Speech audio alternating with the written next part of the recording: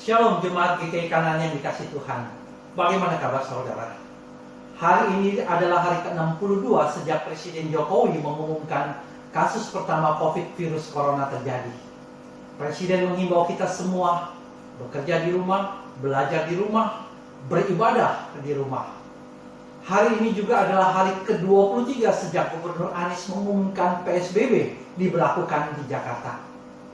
Pemprov DKI membatasi seluruh gerak warga Jakarta, bahkan mulai tanggal 7 Mei. Kalau melanggar, akan dikenakan sanksi. Saudaraku, kita dipaksa untuk beraktivitas di rumah. Apakah hal ini menyenangkan saudara? Saudara enjoy dengan semua ini? Tentu jawabannya tidak. Betul tidak?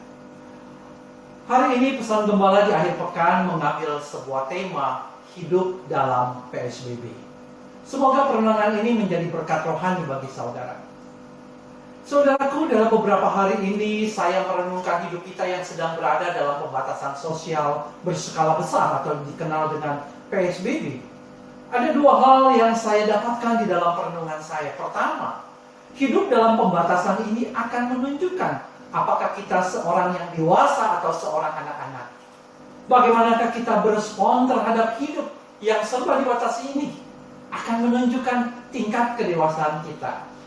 Ingat, hanya orang dewasa dan bukan anak-anak yang bisa hidup dengan pembatasan-pembatasan. Saya ambil contoh.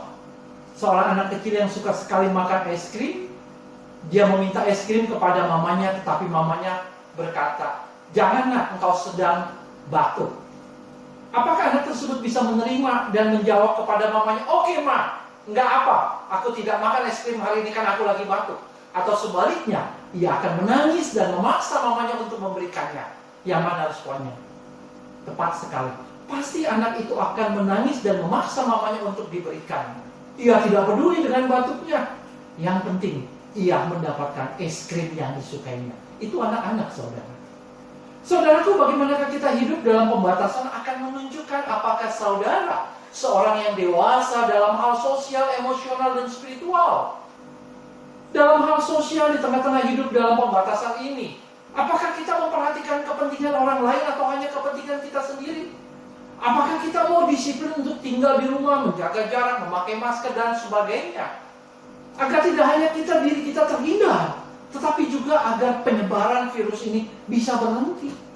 Dalam aspek emosional, apakah kita seorang yang mampu mengendalikan diri untuk berkata tidak kepada keinginan-keinginan kita untuk bebas yang tidak mau tunduk pada pembatasan-pembatasan ini? Apakah rasa tenang dan damai dari Tuhan lebih kuat dari rasa khawatir dan takut? Apakah kita stres dengan begitu banyaknya perasaan-perasaan negatif yang timbul karena hidup dalam pembatasan ini? Dalam hal spiritualitas, apakah saat ini kita semakin dekat kepada Tuhan atau tidak? Kedekatan yang bukan semata-mata Tuhan tolong saya dan selamatkan saya, tetapi kedekatan yang semakin membentuk dan mendorong untuk melakukan apa yang Tuhan kehendaki di saat-saat sulit ini. Saudaraku, kita tidak bisa menghindari PSBB ini.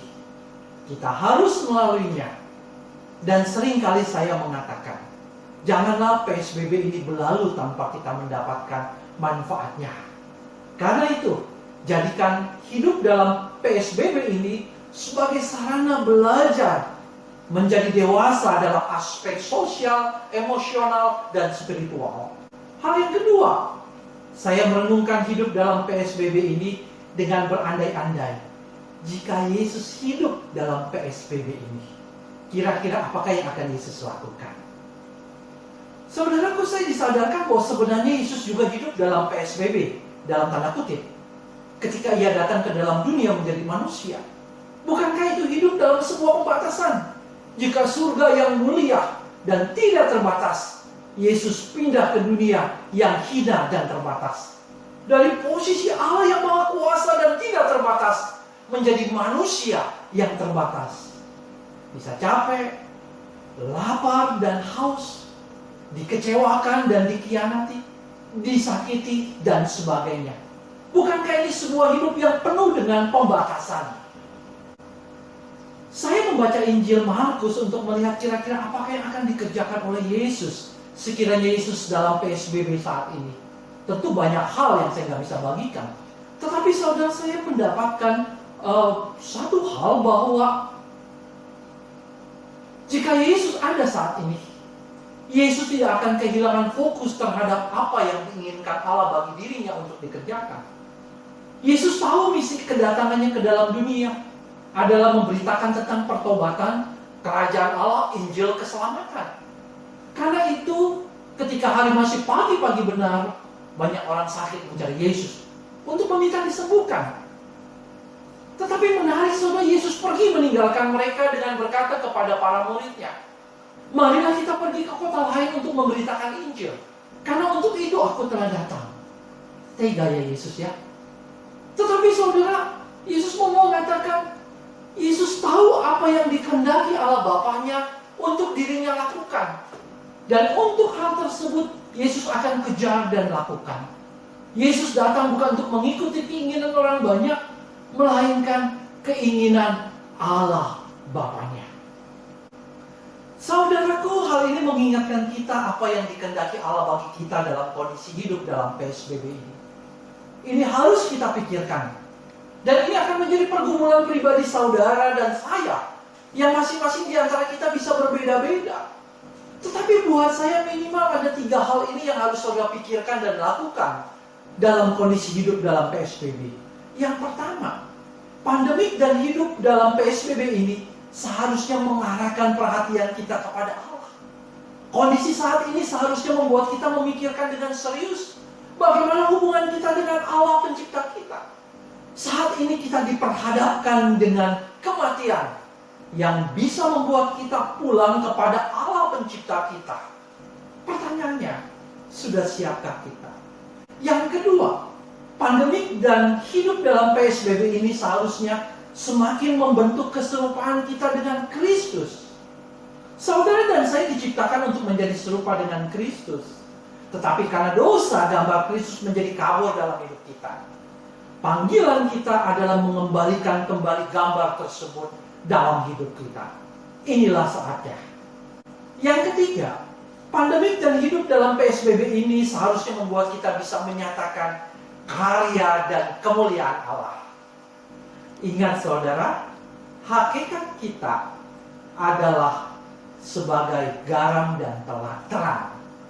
Itu berarti saudara dan saya harus membawa kebaikan kepada orang lain. Dan melalui perbuatan baik kita kepada orang lain, Allah dimuliakan. Saudaraku, saudara bisa kembali melanjutkan nomor 4, 5, 6 dan seterusnya berdasarkan pergumulan saudara dengan Tuhan. Dalam hidup penuh pembatasan ini, saya juga melihat bahwa Yesus dalam hidupnya yang PSBB dalam tanda kutip dan penuh bahaya di dunia ini, saudara, tidak membuat Yesus berhenti untuk berkarya. Yesus terus mengembalakan dan melayani, terus menyembuhkan dan mengusir setan, terus mengajar dan mengkoreksi orang banyak yang salah, menyiapkan kaderisasi pelayanan dengan memanggil orang-orang menjadi muridnya, melakukan berbagai mujizat untuk menolong orang banyak yang mengalami kesulitan. Meskipun akhirnya Yesus harus mati oleh orang banyak tersebut. Pembatasan dan bahaya tidak menghentikan Yesus berkarya di dunia ini. Saudaraku, hal ini juga sama mengingatkan kita bahaya virus corona dan berbagai macam pembatasan yang ada karena PSBB tidak boleh menghentikan kita berkarya bagi gereja dan sesama. Saudara setuju? Jangan sampai perasaan khawatir dan takut serta pembatasan-pembatasan yang ada membuat kita diam saja tanpa melakukan sesuatu yang baik dan bermanfaat bagi gereja dan orang lain. Inilah saatnya saudaraku, di dalam doa jangan lagi kita hanya berkata, Tuhan, mengapa semua ini terjadi menimpa saya? Tetapi mulailah berkata, Tuhan, apa yang hendak Engkau mau ajarkan atas semua yang terjadi ini? Di dalam doa jangan lagi kita hanya berkata, Tuhan, bebaskan saya dari semua kesusahan ini. Tetapi mulailah juga berkata, Tuhan, bentuklah saya melalui kesusahan ini. Saudaraku, akhir kata, Hidup dalam PSBB ini adalah sarana yang melatih kita untuk bertumbuh dewasa dan kesempatan untuk berkarya bagi kemuliaan Tuhan kita, Yesus Kristus. Tetap semangat dan majulah terus. Salam bertumbuh dalam Kristus, berubah dalam hidup. Tuhan Yesus memberkati saudara. Amin.